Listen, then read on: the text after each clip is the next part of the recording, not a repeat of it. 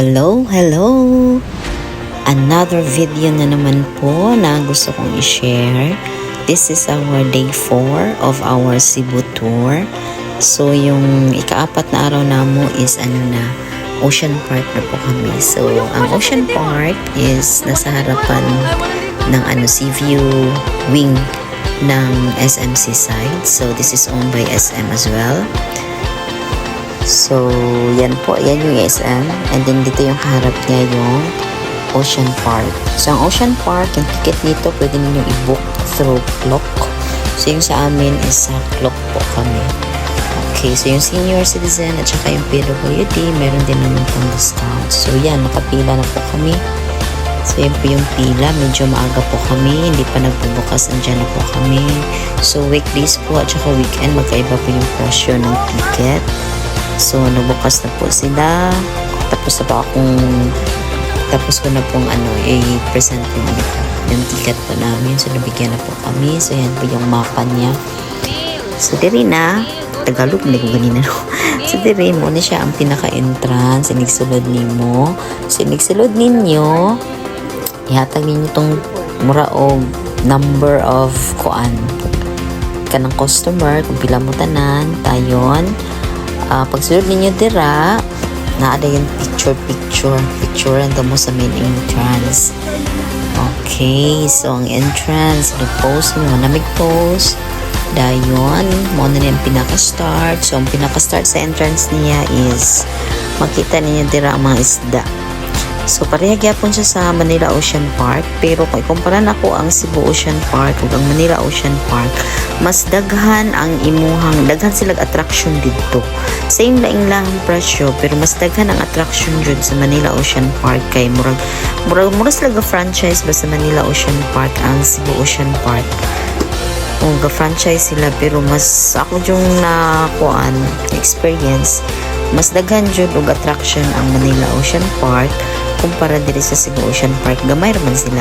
So, man ang pinaka-main entrance, ang una yung attraction inyong makitaan is mga fish aquarium. So, klase-klase din yung mga isda imong makitaan. So, muna, lakaw-lakaw So, maugihap mo sa Ocean Park, ang pinaka-unang attraction niya mong makitaan kay mga fish aquarium. So, different kinds of fishes in every aquarium. So, pero mas daghan jud ang isda nga makitaan dito sa Manila Ocean Park compare sa Cebu Ocean Park. So, yan, tanaw ni sa malingaw na ka sa mga different species of fishes ang imong makitaan in each aquarium. So, lantaw-lantaw. Dili na nga anak mi mangita tong bigisdang kanatong ginakaon. Napo may nakitaan diri mga tilapia. Kunin ka ng mga isda sa bato. So, mo nakitaan din rin dapita. So, nadiri si Nemo. Nemo ba ng aquarium na si Nemo? So, mga cute kayo mga fishes, different colors, different variety. Kuan siya ka na dahil ang klase, variety of fishes na di mo makitaan. So, kanidiri, ang punsa ni crocodile ba ni? Hindi ko sure. Sa Nemo, mo siya iguana. So, sino ko, pwede siya ninyo hikapon. Basta kay dili lang siya ninyo panan of flash. Tayo makikini, paadto na ni sa second floor. Going naman ni sa second floor sa area nga na ay daghang mga pigeons ba to? Basta kay mga birds. Daghang kay mga birds na rin dapitan, makitan. So, pagsaka na mi ani. So, pagsaka na mo ani, gigon dahil sa mga ilang muraog attendant nila, ma'am, picture ma'am, pamilya mo sa yung picture. So, sabi na ko, picture free. Nagtayang picture, pero timling mahala. 300 man di ay di lang sa kini na po diri ang mga starfish si tawag mga starfish rather o dayon pwede to siya ikapon. So kanipod siya diri nga area pa ingon na po dito sa oceanarium o sa ilang bird showing o sa ilang bird show nga area. So kami nasangit min diri sa so gamay na jud siya para dili jud parehas Manila Ocean Park daghan jud kay mga attraction. So, kami going sa ilang fish pa. So, kung mga pag-umangko na tana ko sila, gusto mga fish pa, tripod na ako sila. So, moto, nag-tripod me, tag 100 ang ilang kuan. Each person is 100 pesos. dayon kuan siya unlimited hour. So while waiting sa bird show nga more 12 o'clock yata o 11:30 at 12 o'clock yata 12 o'clock in the afternoon, I'm not sure, kalimot na kuha siya. So while waiting, so ka fish pa pud mi sa amo, ako sila ipa-experience sa fish pa. Perti ka na ikipirti kay kagilok. So mo ni paingon pa gani napod sila dire kuan ilahang mura og kantin. So sinukuno basta yun ani mahal kung mga pagkaon, grabe. Pinakabarato dira no silang pagkaon is 80. So my goodness jud, mas mayon ta magbalon. Grabe ka mahal silang food jud. Normal na dyan, basta na nakasingon na mahal man jud. So mo na ni prepare na mi ani nagmanamig bayad. So nag-prepare na mi para mutuslob sa tubig o limpiyuhan daw ang mga ingrown baka na o amo ang mga usaban ng kanon sa isda. So mo na siya, so wala pa kayo tawo ani kasi yung manggod sa'yo pamangod kayo may ani. Later on na dayon ni daghan kayo mga Korean sa imong makitaan, mga Koreano nga nanulod aning kuan Cebu Ocean Park, dami mga foreigner. So kani kisayo pa man kayo, wala pa kay tawo, kami pinauna nila sa fish pa nila. So dani hatag nga attendant sa mga og tissue para ini kumana mo tuslob.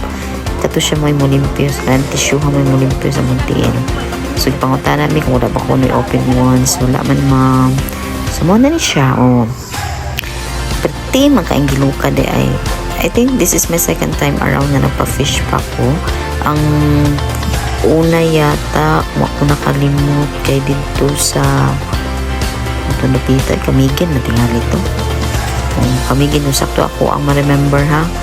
So wala man kaya natapok ng istas kung tiin, pero grabe, hindi siya kagilok. Nakoy time-lapse ani nga video. Grabe, dyan akong agiki, kay grabe jud kagilok. Kung duulo na ka sa isda, giyahang sa bana itsak bana niya na imuhang unsa na iya mga dead skins, mga dead sana mga sa tawag ba na mga dead skin nimo sa imong tiil. So na ilang paon dira, I don't know sa ilang paon dira. So gilok tsaka yung primero kani siya, di na kay gilok kay kuan man wag na anad na ko, pero to yung primero grabe tapok na sa kong tiil, pero yung gilok kasi ko agik. So kani siya diri while waiting naging sila sa time sa ilang bird show. So nagpalipas ang idaling dapita. So mga isda o nagtap-tap ang isda sa tiil. So kung pag-umangko na nga tiil, nagad kang isda gilok yun siya posible siya gigikan ni permiro kay grabe yun kagilok. Ano ba hindi pong pamati na konti ng kung ano ka sa isda madyan ito matanas na mga fish no? Ito siya, nangyari po itatanong sa mga isda. Diyan ito fish, mga sa tawag ng mga isda. So, alam mo din sa dayon while galingkod mo dira nang mabita din ng dagang mga Koreano, mga babae, mga gwapa lagi sila.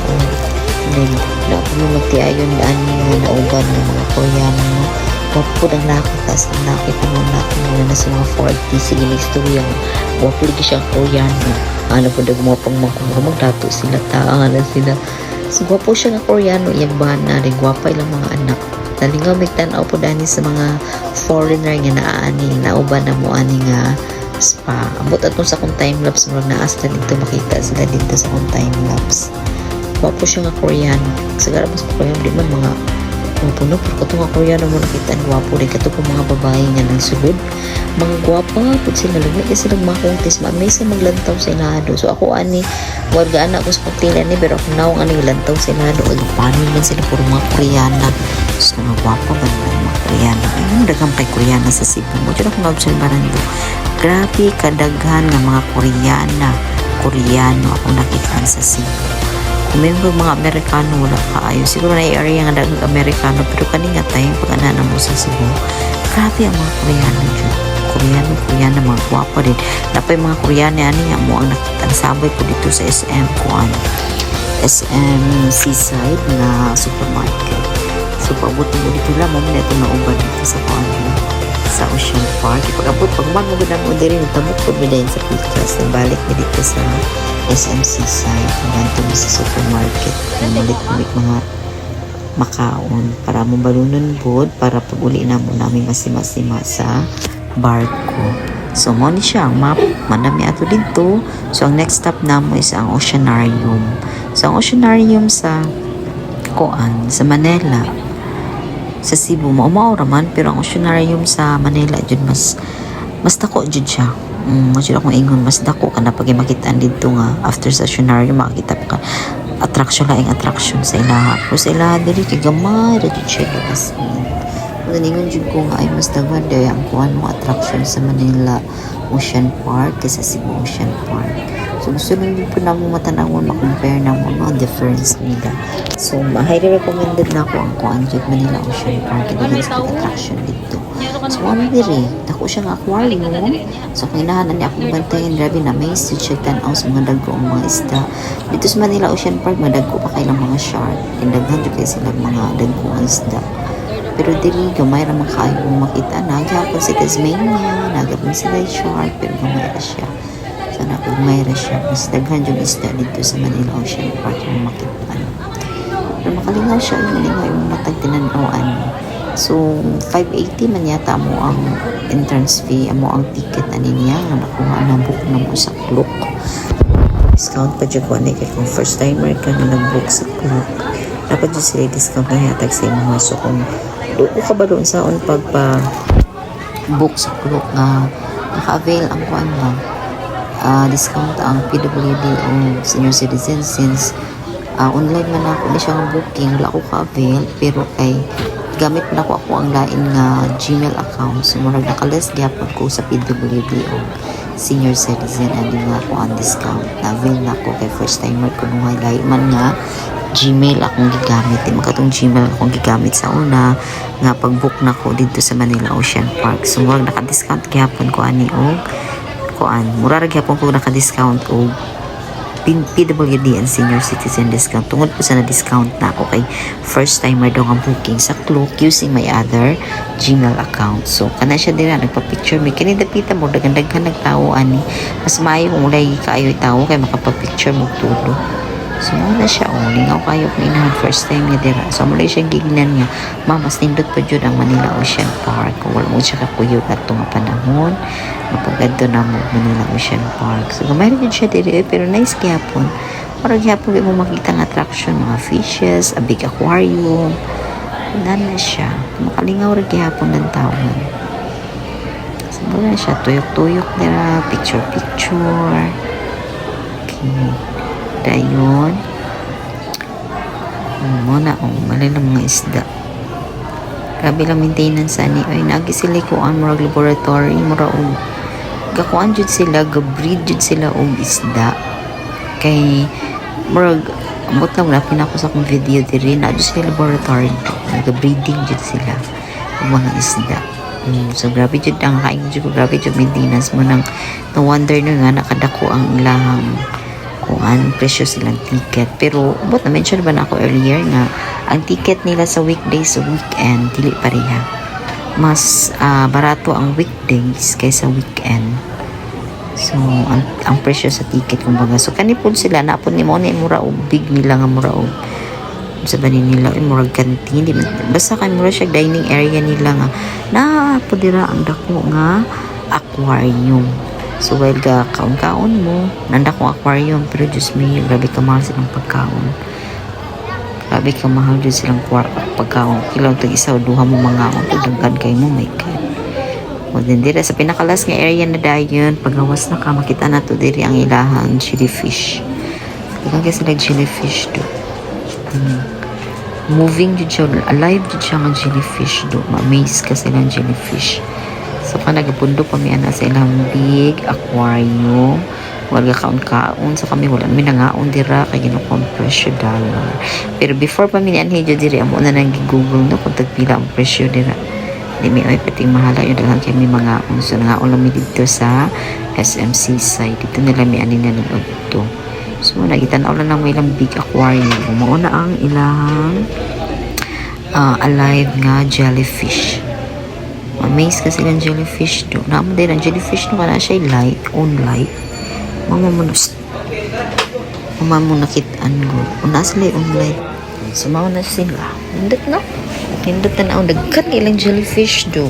Grabe. Ang jellyfish, grabe kadaghan. Kana siya murag gamay ra kay na siya nga murag aquarium. Dili siya kaayo pareha atong sa ocean na atong katong sa una ako napakita ninyo. Kana siya kay gamay ra kay siya nga salmon pero grabe ka baga sa salmon. Di na din dira ng jellyfish.